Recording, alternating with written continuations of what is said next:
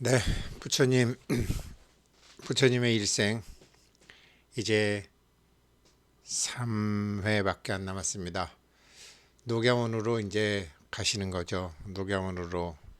그래, 준비되어 있는 사람에게는 내가 다 준비되어 있는 사람에게는 법을 설할 수 있을 것이다 라고 생각하고 부처님께서 저렇게 이제 혼자 가시는 거죠. 그런데 자료를 만들면서 공부하다 보니까요. 물론 이제 일부 분들의 주장이지만 그 가야 허황후 조상들을 제일 먼저 부처님이 그러니까 오비구들을 만나기 전에 가야 허황후 조상들을 먼저 만나시고 그들의 공양을 받으시는 것이다라는 그런 주장이 있으시더라고요. 한번 볼까요? 그 이제 어떤 거냐면 부처님께서는 가야성에서 서북쪽으로 길을 잡아 로이타 바스투, 우르빌바 칼파, 아나라, 사라티프라 등을 거치며 탁발하시며 겐지지강을 백조의 왕과 같이 날아 강 남쪽 언덕에 이르러 곧장 바라나시로 나아가셨다. 이렇게 이제 돼 있으시거든요. 깨달음을 얻으신 다음에 이 법을 세상에 남기시기 위해서 이제 가시는데 이렇게 이제 네 개의 도시를 읍면을 거친대요. 여기가 이제 보디가야 죠. 여기가 보디가야인데 그러고 보니까 이 가야라는 게 우리 금강가야, 대가야, 고령가야, 등급 가야랑 지명 같아요. 그래서 허황후 얘기도 나오는 거 봐요. 뭐 부처님 탄생지인 룸빈이 쿠시나가라, 뭐 보디가야, 사르나스, 이 이름이 뭐더라, 이 4대 성지인데 아무튼 여기가 이제 부처님께서 이렇게 한번 걸어 다니신 지역이죠. 네팔 이쪽. 부처님 고향 룸비니는 뭐 지금 네팔하고 붙어 있고, 예, 요 보디가야 요건데요. 가야라는 지명이 이렇게 많대요. 인도에도 가야, 타이에도 가야, 싱가포르에도 가야. 이 가야라는 지명이 이렇게 많답니다. 그래서 여기서 뭐 또 아유타국이 이제 바로 여기다. 부처님 여기 지금 가야성 여기다.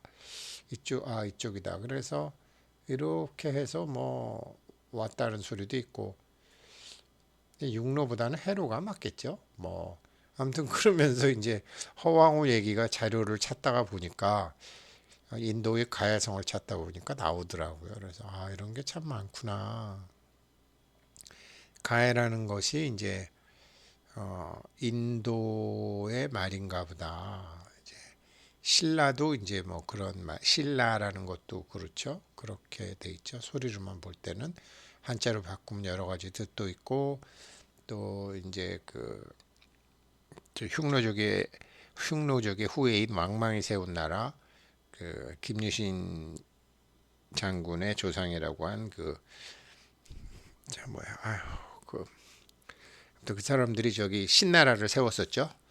저기 중국의 한이 전한과 후한 사이에 신나라를 세우는 게 있죠. 그래서 아무튼 그렇지만 이제 신라라는 그 발음도 인도에 남아 뭐 이렇게 개인가 뭐 그렇게 있죠. 가야 이게 다 아무튼 인도 말인가 봐요.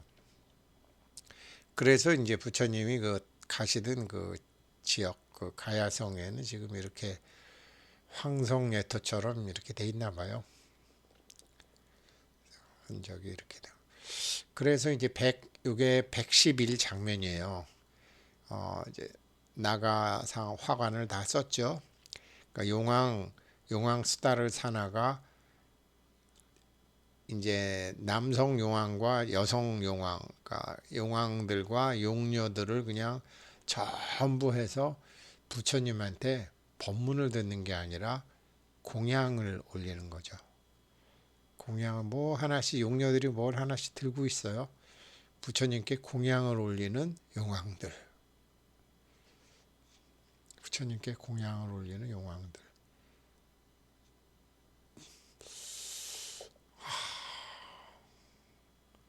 맞아요. 참 이 복이라는 거. 짓는 거 다 복력이 있어야 되는 것 같아요. 보면 자기 복그릇보다 큰 일을 하려다가 망하는 거지 뭐. 복을 정말 열심히 져야 될 것 같아요. 그래서 111 장면은 가야성에서 이제 룸비니 쪽으로 가시다가 공양을 받으시는 용왕들한테 이제 공양 제를 받으시는 그런 모습이고요. 112 장면부터가 112 장면부터가 이제 아까 나왔던 네 개 도시를 거치시는데 여기는 이제 걸어서 쭉 가시니까 이제 마을에 장자, 거사, 부인들이 이렇게 뭐 음식하고 옷하고 뭐 이런 향료도 있네요. 향료도 있고 그리고 네, 아무튼 그런 공양들 그러니까 정말 선지식한테는 이렇게 공양을 줘두면 어느 생에 받더라도 받게 되는 거죠. 그래서 부인 마을의 부인 또 이렇게 하시는 분들도 계시고 거사님들도 공양을 하시고 지나가는 마을의 장자 거사 부인들이 이제 공양을 올리는 거죠. 이런 거는 이제 뭐 참 바람을 타고 전해지는 소문이기도 하고 또 이제 그 숲의 신이에게서 그 500대의 수레를 끌고 가는 그 대상인들을 통해서도 이제 다 전해지는 얘기들로 또 빈비사라 왕도 1차 공양을 했고 이미 수행을 하시는 동안에도 소문은 풍성하게 났을 것이고 참 저도 젊었을 때는 참 도인들 찾아서 열심히 다녔어요. 선지식들 찾아서 사실은 뭐 또 뭐 꼭 배우겠다라는 것보다 그냥 그런 분들 만나서 모르는 소리지만 들으면 좋았어요. 그런 게 이제 하나둘씩 정리가 돼 가는 거죠. 그리고 이제 112 장면에 오게 되면 이제 첫 번째 도시에서 네, 여기까지도 아직 이제 여기에서 보시를 받으시는 거예요. 법을 설해 주소서. 법을 설해 주소서 하는 이 보시 받는 보자를 아주 예쁘게 참 돌로 이렇게 조각을 했고 여기서 이제 용왕님이 지금 요 용왕의 모자를 쓰고 있죠. 영웅들이 일산을 보좌하시고 아무튼 지금 뭐 다들 이렇게 사람들이 보시를 하고 보좌를 하고 옛날 사람들이나 지금 사람들이나 이 참 삶의 법칙 용왕들도 마찬가지고 천신들도 마찬가지고 괴롭잖아요. 그래서 천인사경 같은 거 보면은 신들도 괴로워요. 신들도 늙고 신들도 싸우고 신들도 질투하고 신들도 화내면 자기 마음도 불편하고 세상 일이 자기 마음대로 되지도 않고 괴롭죠. 그러니까 이제 아픈 마음을 치료할 명의를 찾아서 나서시는 거고 이제 그렇게 해서 어째서 그런 것인가를 이제 하시고 부처님께서 이제 좀 이렇게 하시고 그런 장면이 112 장면입니다. 그리고 113 장면은 이제 네 번째 도시에서 마지막 그 가야성에서 떠나셔서 이제 마지막 이제 그 네 번째 도시에서 이제 그 마을의 젊은 남녀들한테 이렇게 또 뭐 과일 공양도 받으시고 보니까 뭐 이 꽃, 과자 이렇게 아무튼 사실은 받는 기쁨보다 주는 기쁨이 더 크잖아요. 다 이렇게 뭐 하나씩 들고 동안거 끝나면 정말 스님들한테 승공을 아무튼 그냥 뭐 합장하시는 분, 공양 올리시는 분 그리고 다 웃고 있는 사이고 행복한 얼굴로 다 웃고 있는 상으로 이분도 웃고 계시고 다 웃고 있는 상 좋아가지고 아직 무슨 법을 이제 부처님께서 이러시고 계시고 여원인 하고 계시고 그렇죠. 뭐 우리도 뭐 예전에 뭐 스님이 무슨 말씀 하시는지는 몰라도 그냥 뭐 이런 분한테는요 덕담 한마디만 들어도 그게 그냥 온몸의 기운이 확 돌아버리죠.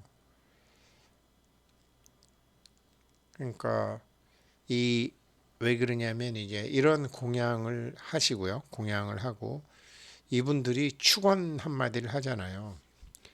야, 그러면 축원 한마디를 하면 이 부처님 뒤에 부처님과 같이 있는 천신이나 화엄성중이 가령 예를 들어서 뭐 이 보살님이 뭐 뭐를 공양을 올리시는지 몰라도 향을 하나 공양을 올리셔도 네, 보살이셔 그 향 올린 공덕으로 세세생생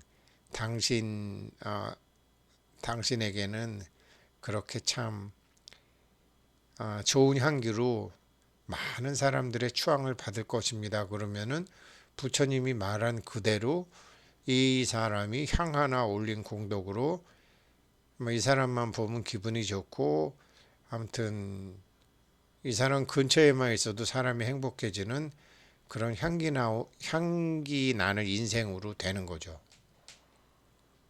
그렇게 되는 거거든요. 승공이라는 게. 그래서 네 번째 도시에서 선남 선녀들의 공양을 받으시고 저도 저희 집 아이들 결혼을 앞두고 좀 그런 거를 이렇게 선지식을 찾아다니면서 인사도 드리고 좀 덕담도 받아오고 이제 그래 원래 음력 1월 달이 원래 음력 보름까지 그런 걸 많이 하는 거죠.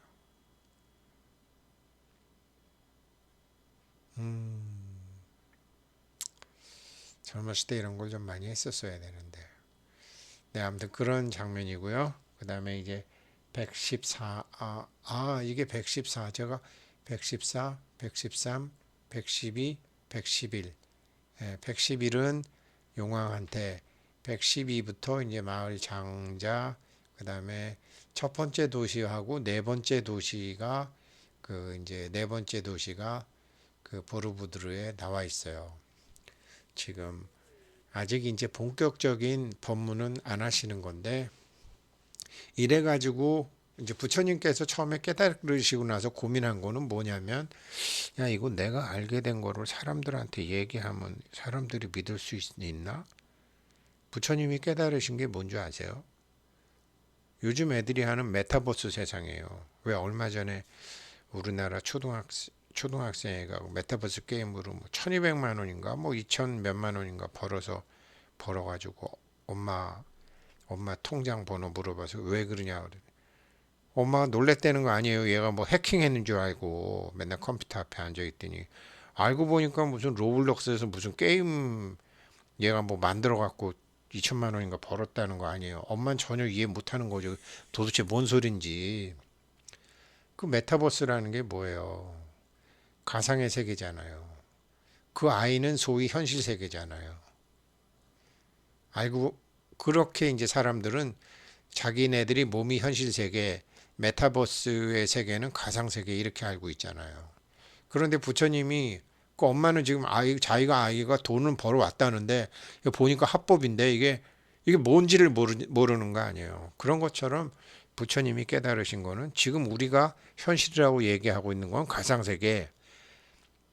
우리를 그 아이가 아바타를 만드는 가상 세계지만 우리 몸이 있는 게 가상 세계. 그러면 우리의 몸이라는 이 아바타를 뒤에서 조종하는 현실이라는 것은 그게 바로 업이고 복이라는 거죠. 그 사람의 업과 복. 그래서 부르부두르 부처님 지금 부처님 일대기 우리가 111, 2, 3, 4 하지만 부처님 일대기 1부터 120 밑에는 부처님의 전생 1부터 120까지가 쫙 나와 있는 거 아니에요. 그걸 바탕으로 이게 있는 거 아니에요. 그래서 우리들의 복력이라는 것이 그 게임을 하는 초등학생 같은 것이고, 우리 지금 현재는 아바타 같은 것이다. 이렇게 되는 거죠. 그래서 부처님이 그러니 이거를 뭐 그 엄마도 자기 아들이 돈을 벌어 와도 지금 이게 도무지 이해를 못 하는 거고, 이거 들으시는 분들도 이해를 못 하시는 분들 많으실 거고, 그러니 이걸 부처님이 그때, 지금은 제가 메타버스 같은 거로 설명이라도 드리지만 부처님 당시에 그걸 누가 믿어요? 그러니까 부처님이 고민을 하시는 거죠. 그러다가 이제 이런 일반 우바세 우바이들 말고 이제 과거에 수행하던 사람을 딱 만나가지고 그분들을 제자로 삼게 되죠. 그러면 어떻게 되죠? 부처님은 깨달으신 분, 불 있죠. 그 다음에 부처님이 깨달으셔서 알게 되신 원리가 있죠. 법이죠. 이 원리를 일반 사람들한테 전해줄 수 있는 사람들을 만드는 게 스님들이죠. 그러니까 부처님이 깨달으셔가지고 45년을 다니셨는데 요 근처에서 왔다 갔다 하신 거 아니에요. 그런데 이걸 전 세계로 세월을 두고 하게 되려면 승단이 있어야 되는 거잖아요. 그래서 녹야원에 가시면서 소위 작지만 조촐하지만 작지만 불법승 삼보가 완성이 돼서 그 제자들이 법을 설하는 것이 이제 부처님이 메타버스의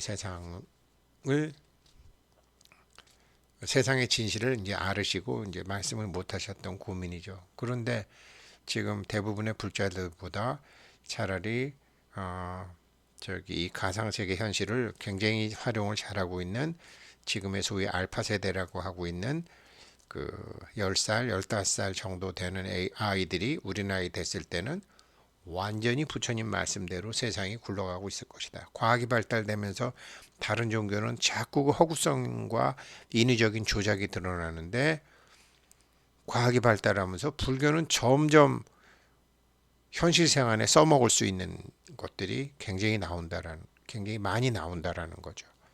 그래서 앞으로 세계에서는 불교가 사람들의 이상적인 지도 원리가 될 것이다. 그 이상적인 지도 원리가 되는 것이지, 그 조계종이라는 어떤 종단이라든가 무슨 뭐 원효종, 뭐 아미타종, 뭐 티베종 이런 조직이 아니라 부처님의 가르침 그 자체가 세상 사람들이 가장 믿고 따를 수 있는 그런 가르침, 복음이 될 것이다 라는 게 지금 뭐 과학이 발달하면서 자꾸 드러나잖아요.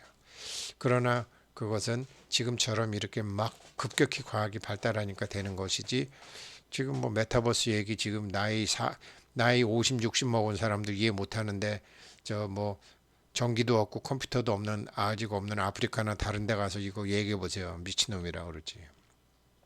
그런 고민을 부처님이 하셨던 거고, 그런 고민을 하셨음에도 불구하고 준비된 사람들은 그 앞에 스승이 나타나게 돼 있으니까 내가 간다. 그러면서 부처님이 이렇게 가시는 거죠. 네, 보르부들 120장면 중에 114장면. 월요일, 화요일 이틀 남았네요. 15일이 일단 마지막인데 그동안 아무튼 잘해보죠. 다 왔다고 방심 말고 끝까지 안전운행 하겠습니다. 고맙습니다.